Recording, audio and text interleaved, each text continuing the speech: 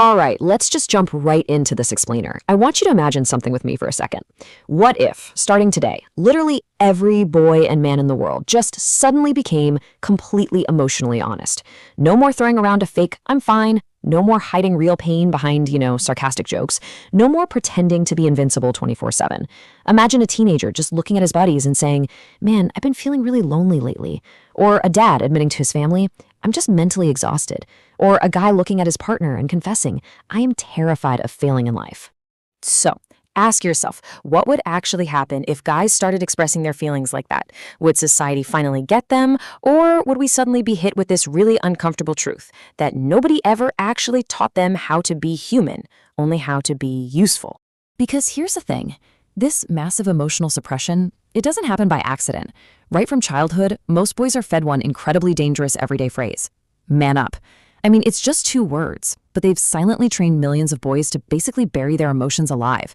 And maybe, just maybe, the reason so many guys feel empty today isn't because they don't have feelings at all. It's because they were systematically trained to hide the whole shebang. To really wrap our heads around this, let's look at the timeline of a typical kid. We'll call him Jason. So Jason's 16, gets decent grades, loves basketball. Now, back when Jason was in early childhood, he cried openly. He was super expressive, like any normal kid. But then there's a shift. Picture this, a basketball game. Jason takes a hard fall on the court, starts crying. His coach looks down and just says, "Stop crying, be a man." And the other kids laugh. Now, that one moment didn't change him overnight, but it planted a seed. Over his teenage years, Jason just started hiding everything. Bullied, he'd just smile. Parents fighting, total silence. Girlfriend leaves him, he shrugs and goes, "It's whatever." But it absolutely wasn't whatever. Every single emotion got trapped inside, leaving him totally numb. People praised him, right? "Oh, he's so strong." But he just stopped expressing pain, which leads to the breaking point. Jason's sitting completely alone in his room, music playing softly, just crying for the first time in years. Not over one specific problem, but from the massive weight of all those buried feelings. And the scariest part? Literally, nobody knew. All right, moving on to section 1, masking the pain, pop culture, and reality. To see how young men cope with this suppressed pain on a massive scale, we can actually look at some incredibly popular anime narratives that nail this exact struggle perfectly. Take a character like Naruto. We all know his exterior vibe. He's loud, he's hilarious, he's bouncing off the walls with energy. But his interior reality? It's a completely different story. Underneath all that boundless energy, the guy is deeply, profoundly lonely. He literally spends years hiding this massive emotional pain behind a huge grin. And honestly, a lot of guys do the exact same thing in the real world. They put up this loud, joking front to mask a really intense internal isolation. They act super chill, totally confident, but inside, they feel completely invisible. We see a similar pattern play out in another huge cultural touchstone, Attack on Titan, with Eren Yeager. Think about his origin. He starts off as this deeply emotional, highly expressive, passionate kid, but his reality shifts drastically. After going through constant, heavy trauma, he doesn't process it in a healthy way. Because he can't. So he slowly just stops expressing normal emotions. All that pain, it morphs into anger. He becomes silent, totally isolated, and just entirely consumed by rage. And what this really exposes is a wildly dangerous double standard in our society. We see it in anime, and we see it every single day in real life. Society actually accepts and sometimes straight up rewards male anger way more than male sadness. Think about it. A crying boy is almost immediately labeled as weak. But an angry boy, people step back. They call him strong. We actively punish male sadness, which is absolutely terrifying, because when sadness gets suppressed for long enough, it almost always comes back as rage. So let's look below the surface of pop culture for section 2, the science of silence. Because there is actual hard psychology behind how society slowly conditions guys into this level of emotional suppression. Studies actually show that little boys are incredibly emotionally expressive, but as they grow up, they are just bombarded with toxic social conditioning.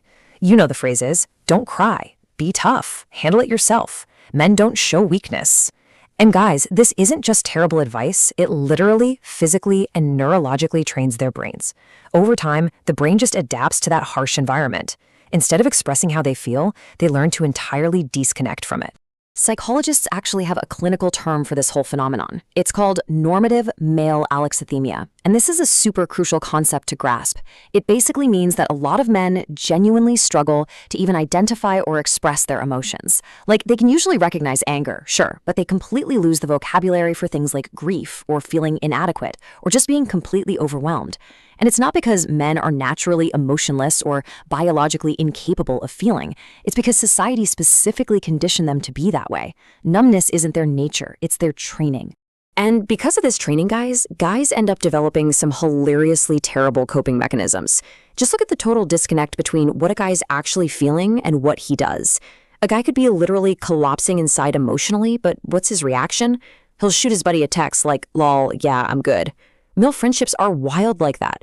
A friend will drop off the face of the earth for 8 months, no explanation, then just text, "Yo," and the friendship picks right back up. Or think about dad language.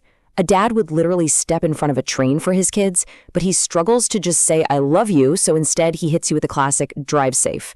And my personal favorite, a guy gets his heart completely broken, ghosted 3 days ago, and instead of taking a minute to heal, he suddenly adopts a full-blown Sigma mindset entrepreneur persona.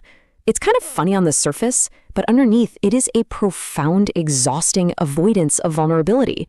Because beneath all those jokes, the Sigma memes, and the drive safe texts, there is a truly heartbreaking reality. Which brings us to section 3, the loneliest generation. So many men go through their entire lives without ever once hearing, "Hey, it's okay to cry," or "You don't have to carry the weight of the world by yourself."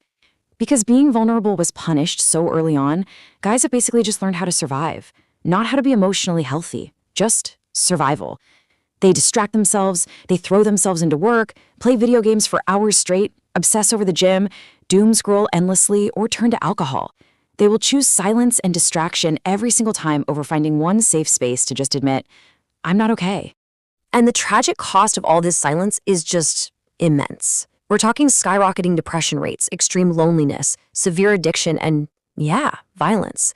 And society usually only pays attention to this suppressed pain after a tragedy happens, after the total breakdown, or after the addiction completely takes over, which proves a really vital point. Silence absolutely does not protect men. It destroys them. Behind so many quote-unquote strong men is really just an exhausted boy who is forced to learn silence way too early. So how do we actually fix this? How do we break this cycle and build a world where emotional honesty doesn't feel like a total threat to survival? Let's get into section 4, breaking the cycle, 5 steps to healing. All right, here are 5 totally practical, actionable steps men can take right now to start safely stepping out of that isolation. Number 1, we have to stop calling vulnerability weakness. Being honest about your feelings takes an insane amount of courage. Number 2, learn to actually name your emotions. You got to expand that vocabulary. Don't just default to "I'm fine." Ask yourself, am I stressed? Do I feel hurt? Am I just really lonely right now? Awareness is a total game changer. Number 3, build real honest friendships. Not just surface level buddies you game with, but people you can actually be real with. Number 4, journal your thoughts. Seriously, if talking out loud feels too overwhelming right now, writing it down helps organize all that chaotic noise in your head.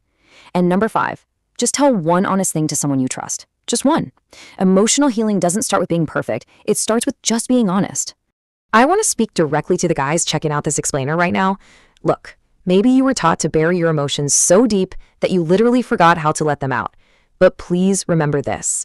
Real strength is not pretending that nothing hurts. Real strength is having the guts to be honest about what does. You do not have to carry every single burden alone. Find that safe space. It is 100% okay to feel things.